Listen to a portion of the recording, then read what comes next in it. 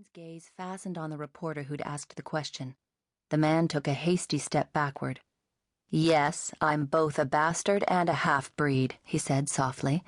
"Considering what I've made of myself, I'd say that speaks well for being both. And just what have you made of your life to date, Mr.?" He looked at the man's press badge. "Carter?"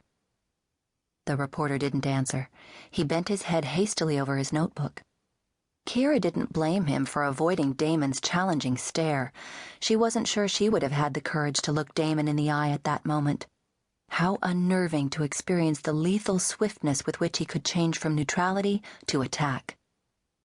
Another reporter spoke up.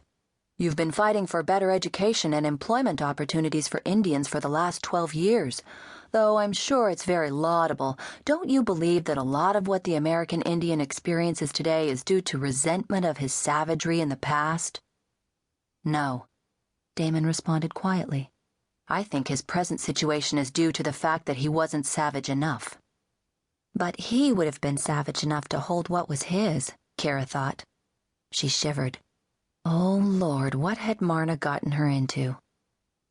A small, graying man with a wide smile on his plump face had gotten out of the front seat of the Rolls. He was also dressed in a tuxedo, and he spoke as he stepped between Damon and the reporters. "Mr. Damon will give you a statement about his involvement with the Indian Heritage Center during the intermission. I'm afraid you'll have to excuse him now. It's time for him to go to his box."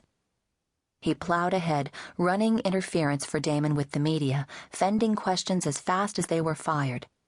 As they entered the lobby, the crowd closed around them, hiding Damon from Kira's view. She drew a deep breath and tried to relax the muscles of her shoulders. Until Damon had vanished from sight, she hadn't realized how tense she'd become while observing him. Maybe it would have been better to beard the lion in his den without any prior knowledge of him. At least she wouldn't have been nervous. Heavens, how silly she was being. She'd been dealing with powerful people since she was a child and shouldn't be intimidated at all by Zack Damon. But then she had never been a supplicant before. Begging for help for the first time was bound to put butterflies in anyone's stomach, she reassured herself. In a swift gesture of bravado, she tossed the hood of her cloak back. A mass of riotous auburn curls tumbled over her shoulders. She stepped quickly out of the alley and walked briskly down the street to where her taxi was waiting. The time for hiding in the shadows was over. It was time for her to act with her usual forthrightness and to accomplish her task. Perry Bentley firmly closed the door of the box, shutting the reporters out. His genial smile vanishing, he turned to his employer and spoke rapidly. "Johansen called on the car phone just after you got out. Princess Rubinoff was in the crowd in front of this auditorium." Damon's gaze flew to Bentley's face. "Here?" At the mouth of the alley. She was wearing a black velvet cloak, obviously trying to go unrecognized. "You're sure?" Johansen followed her from her hotel. He couldn't be more sure. Zack turned away to hide his expression from Perry, whose eyes revealed unabashed curiosity about this situation. It would take little encouragement, Zack knew, to cause Perry to unleash that curiosity in a barrage of questions. Perry wasn't at all intimidated by him, as most other people seemed to be, and most of the time Zack appreciated that quality in his assistant as much as his loyalty. But not in this particular matter. "How did she get here?" "A taxi. She had it waiting for her around the corner from the theater." "A taxi?" Zack muttered a brief, explicit curse that caused Perry to lift his brows in surprise. What the hell is her brother thinking of to let her go running around the world without security?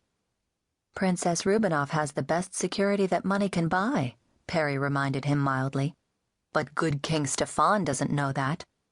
The savage tone of voice Zack used caused Perry's eyes to widen.